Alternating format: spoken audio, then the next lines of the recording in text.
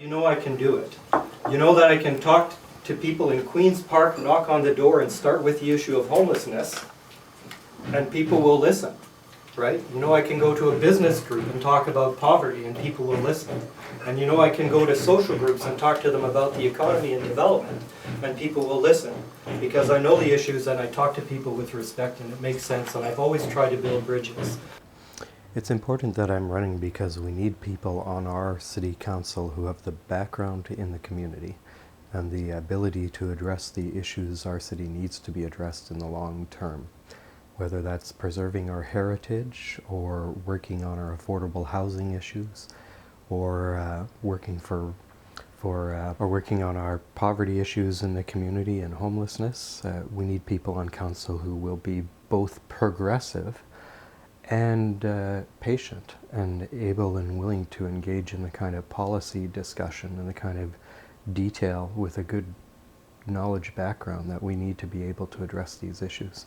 So I think it's important that people with a kind of strong community background and policy background that I have serve on City Council.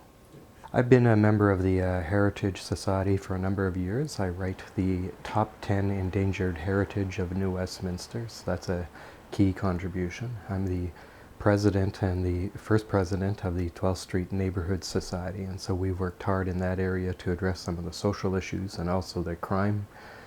When we started, we counted 46 prostitutes in one day on the street, and we had open drug dealing. The payphones that used to be on the street all served as drug dealing centers, and we had empty storefronts because of the activity and this sort of thing.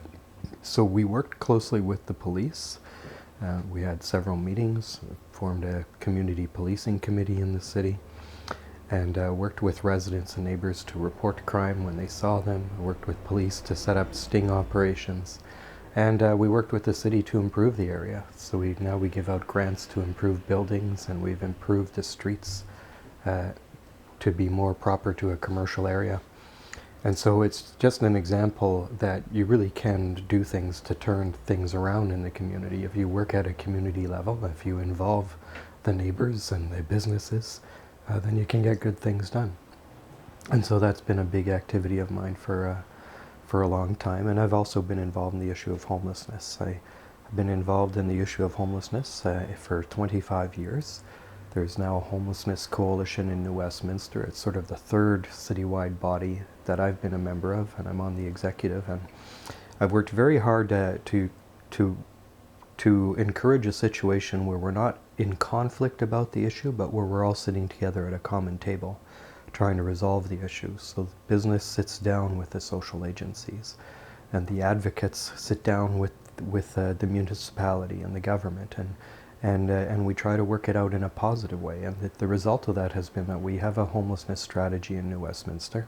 We still need more support from the provincial and federal governments, but we've got funding from the provincial government for housing in New Westminster, and we've created several units of transitional housing. So we're not just feeding people, although we need to do that when they're hungry, but we're also trying to help people really get back on their feet in the long term, and that's important.